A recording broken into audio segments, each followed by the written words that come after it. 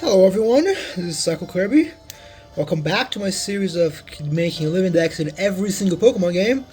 And today we're going to be talking about Generation 4, starting here with Diamond and Pearl. This is my Pokemon Diamond.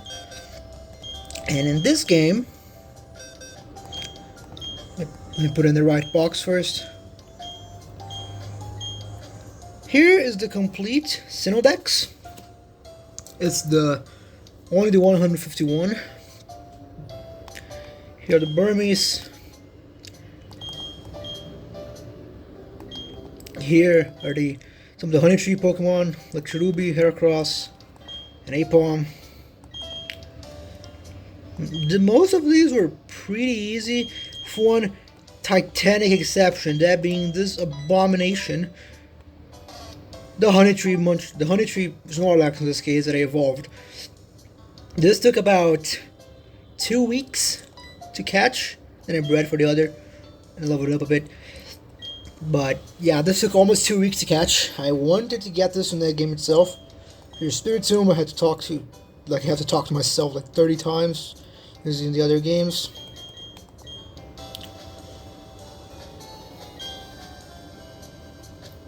Here are the other legendaries that you can get in the post game. I wanted to group them together here. These are the Regis from Hoenn that I transferred. And most important of all are the Mythicals from their event locations. These were not distributed normally in Diamond and Pearl, they're only distributed in Platinum. But if you transfer the item, you can get them here anyway, which I did. Here are the 4 in-game trades. Of course, there's Gaspar from Mindy. Then everything else is first off, these are the lines that have new evolutions in Sinnoh. And then it's literally everything else you can get in the game. It's almost actually every single Pokemon from Gens 1 through 4, except for the past starters and legendaries, are available, except Tangela and Tropius, which I have to transfer in. None of these were particularly hard to get. They were like Pokeradar, Swarms, GBA Insertion, Super Rod, Trophy Garden, Great Marsh. It took quite a long while, especially with the Swarms, but it wasn't that bad. Here's some of the event Pokemon that I used the DNS exploit to get, like the Shiny Legendary Beasts. The actual mystery gifts that were distributed for these 3. And this is the most important part. These are all of Haley's Pokemon from My Pokemon Ranch, the Wii game. It only works with Diamond and Pearl, it does not work with Platinum. I got all of these, one at a time. And yeah, those were really cool. It was a really cool collectible that not many people have, especially since you need a modded Wii to get that game now. The coolest ones are Fiona here in the Cherish Ball, and Mew. You get these for depositing 500 and then 999 in range. I got both of them there. These are the Electivire, Magmortar, and Pikachu you can get from Pokemon Battle Revolution if you put special passwords. When I played that game, I got all 3 of them. That's it for this game. Now I'm gonna move on to Platinum. It's almost the same, but I want to show it regardless. So I'll see you in the next edit. Here we are in Pokemon Platinum. You can see by my clothes.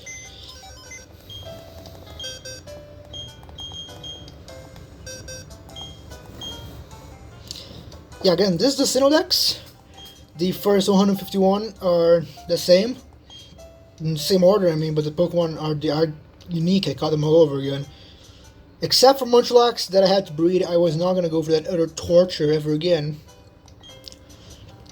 But yeah, here's the Platinum expansion for the Dex. Have a Rotom here. You can only catch one, so I had to breed for the other forms.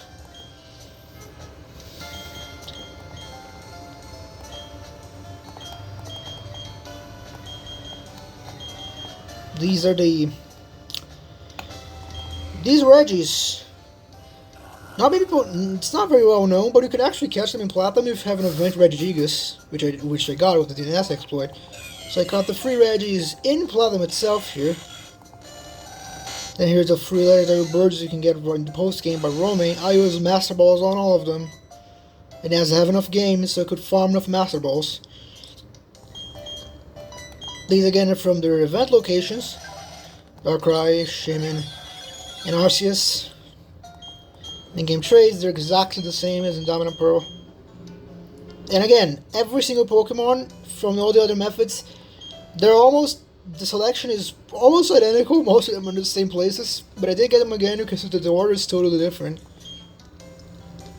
Each game between Diamond and Pearl combined took about 130 hours, and just Platinum took about 100 because I could already grind much faster. What I do to grind is that if I need to level up, I trade another game just to get the bonus experience, then trade them back. These are the starters from the past games that I had to transfer in for the national decks. And again, these are the mystery gifts. But the coolest ones here are this Manaphy from Diamond and Pearl. There's a special distribution not before, but it was after Pokemon Ranch. But yeah, this was another way to get it. There's Riolu, and this is the Arcry. They're from Pokemon Ranger Shadows of Almia, which I played completely just to get these two. They're mystery gifts you can get at the end of those games, at that game. The original Manaphy Egg is my original Diamond save. Shiny Melodic. This is that event where Gigas was talking about. There's several of them that can have different OTs, but as long as it's Charge Ball level 150 from encounter, it counts. That's it for this game. So now we're going to move on to Pokemon Heart Gold, which is actually different for a change. So I'll see you in a bit. And here we are in Johto. I'm going to name myself the cat names because they're not very creative. So this is gold. The box on the bottom screen, gonna have to make it to like this. Sorry about the shaking and not very good at recording. Well, here's the full Johto Dex. It's in the Johto Dex order. So it starts with Johto starters, of course. This was honestly very fun, like the most fun regional Pokedex I've had. Simply because there's not that many difficult ones. There's like the 1% encounters, but they can be boosted with Swarms. And most of them have plenty of locations you can get. There's few version exclusives. It was great. The Headbutt Trees Pokemon, they were not hard at all, actually. If you know the right trees, you can just bump all of them and eventually get one. Then the Kindle starters, the legendaries. And then we get to the end. This one, here you can see the top. It's the Spiky Pichu. You can get from the event. Can't really see it well.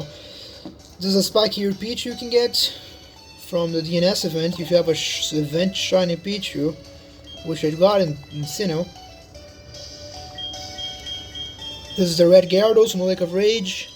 Then the additional Horn legendaries you can get in the post game. The Ease-Free Dialga, Palkia, and Giratina, all level 1 from the Cinder Ruins. You can get these if you have an event Arceus you traded to this game. Which I had 2 from both the event and the Hall of Armor that I got in Pearl specifically. It's these two. This is a Shiny Eevee event, the Beast again, and that Shiny Pichu event I mentioned before. And here are the National Dex, Babies, and Evolutions. Then followed by everything else. The Swarms, the Headbutt Trees, what else?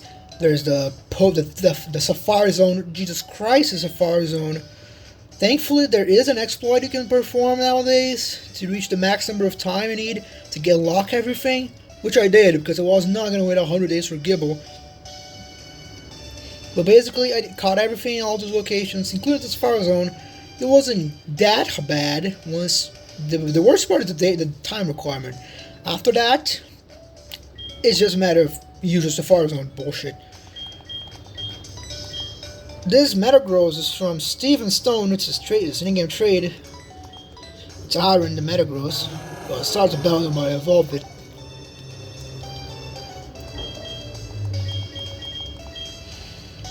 Then moving on, these are the Holland starters you can get from Steven at the end of the game. Got all 3 of them. I actually already had a completed save before, so I played both Heart Gold and Soul Silver, and I already had Soul Silver finished before this, so a 3rd save. So I was able to get all 3 without having to cheat anything. And these are the event Pokemon from Pokemon Ranger Guardian Signs. I played the entire Ranger series for this video. There's Heatran, Shaman, and all 4 Deoxys from the Oblivia region. The Deoxys in particular requires a multiplayer mission, so it was really difficult to do by myself, but it was technically possible. And this box is for the Pokewalker exclusives. You saw that with Spiritomb here. All of these Pokemon, they are technically available in the game, but they can only be gotten using the Pokewalker. So I had to use that, get all of them. It was really annoying. I don't really like the Pokewalker because of how complicated it is to catch Pokemon. And these are all the Unknown from Johto. I forgot to mention, the Unknown from Sinnoh, I'm keeping them on Pearl just to save space. And then these are the in-game trades for the Bonsal events.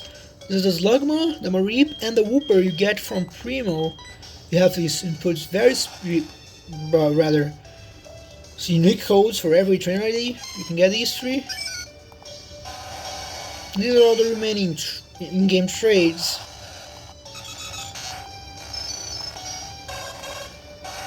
This is Brock's Rhyhorn, Lieutenant Surge Pikachu, and Jasmine Steelix. These are pretty cool.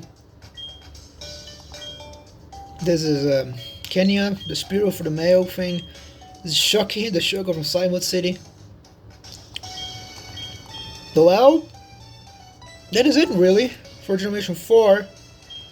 If you're wondering why this video came out so soon, be after my Gen 3 videos, because I already had all of these games ready. I already had Gens 3, 4, and 5 complete. I just wasn't sure if I wanted to make a video on them or not. So the Gen 5 video is going to come up pretty quickly as well. Thank you very much for watching. I'm really glad for the support my video got.